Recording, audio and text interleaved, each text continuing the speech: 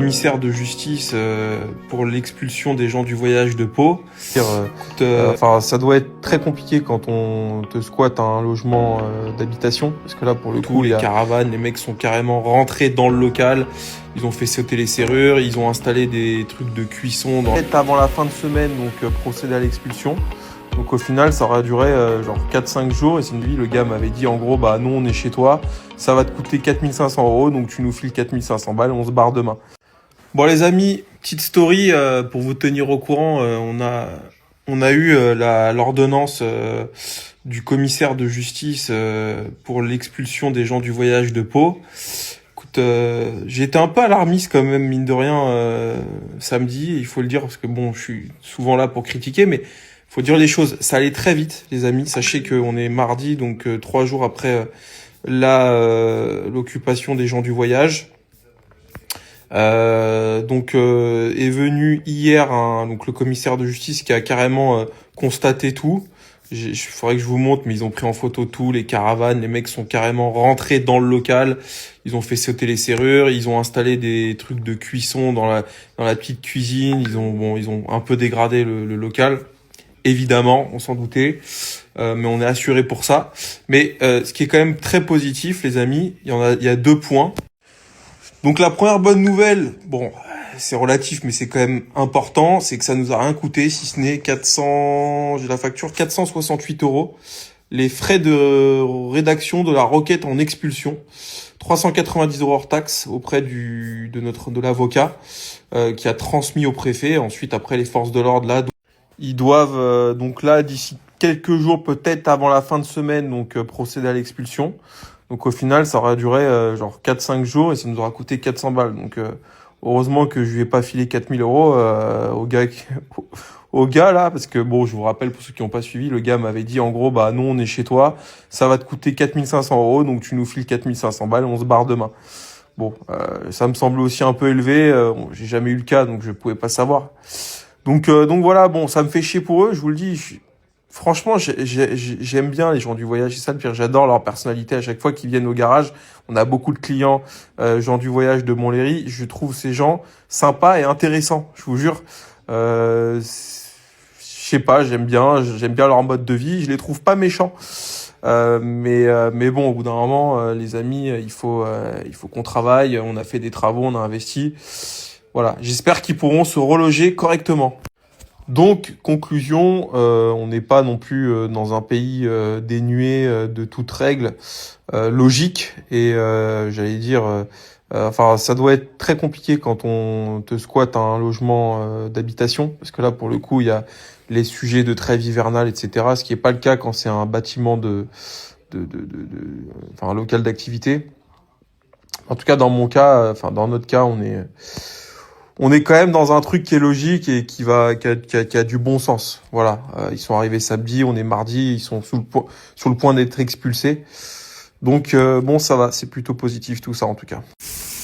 Et évidemment, c'est pas de bonne guerre, hein, le foulard, mais parfois je vous jure les amis, je pense que vous vous rendez pas compte du niveau parfois.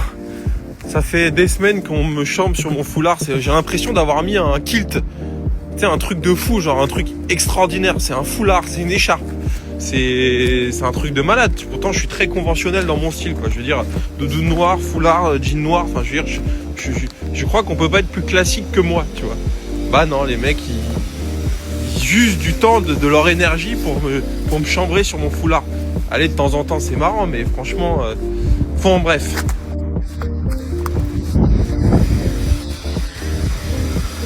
Puis voilà. Autre chose, j'ai un impact ici là sur mon pare-brise de l'Alpine. Il n'y a pas quelqu'un de compétent qui sait venir me reboucher cet impact. Ça fait 1 mois que je cherche à reboucher cet impact. Je suis allé à côté là du garage, les mecs ils m'ont fait un cinéma, oui, non mais non, ça va fissurer le pare-brise, un truc ou machin. Bon, il n'y a pas un mec qui vient avec sa ventouse me mettre la résine là, parce que ça va fissurer pour le coup là. Je veux dire, et je suis conscient que s'il y a un risque que ça fissure, bon bah c'est pour ma pomme. Mais les gens veulent plus prendre de risques aujourd'hui. Ils veulent plus. Bon, Si quelqu'un sait faire ça à domicile, je suis preneur. Je viens de capter. C'est Alan qui avait mon Alpine là depuis 3 semaines là pour me faire 2-3 trucs dessus, les freins, etc. Et regardez ce qu'il a mis. Mon mi. Si je clique dessus, mais il s'est mis un profil utilisateur, mon mien. Oh là là. Bon les amis, autre chose, on a signé la vente du RS6 noir. Donc je suis content. Pas mal d'autres ventes sur le feu. Je parle un peu moins de Gabriel, mais on fait une très belle année. Un peu en dessous de celle de l'année dernière. L'année dernière c'était exceptionnel. J'ai fait 7 millions d'euros et 500 000 de résultats.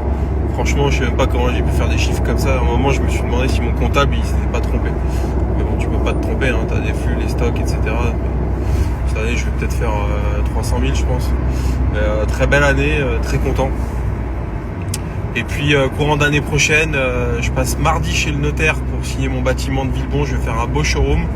Je vais pas développer cette activité, mais continuer en montant un peu le niveau entre guillemets de service et de qualité perçue de cette société, parce que bon, je pense que je vends des bonnes voitures, j'ai un bon service SAV, mais je dirais que ce qui manque c'est les locaux, tout simplement, qui sont pas à la hauteur de ce que j'aimerais faire. Donc on va y remédier, et puis voilà, grosse journée sur Vroom à Villebon, j'ai 7 ou 8 visites, Chartres 5 visites et Tempe 8 visites. Donc si je vends pas 15 voitures aujourd'hui, je m'appelle plus Benjamin, tu vois ce que je veux dire. Donc et puis les autres agences commencent à bien performer. Paris 15, on est déjà à une vingtaine de ventes sur le mois de décembre, donc c'est super, je suis très content. Je voulais dire un truc, oui.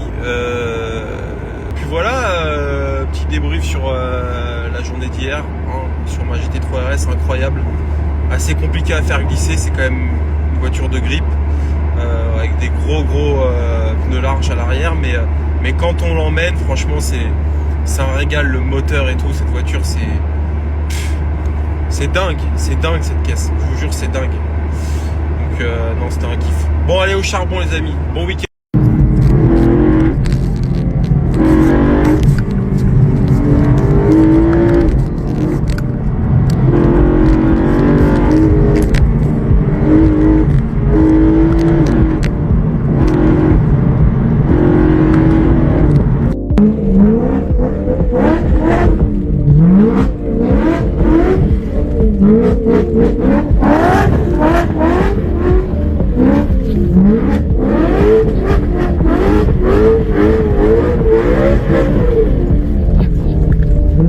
Whoa! Whoa! Woohoo!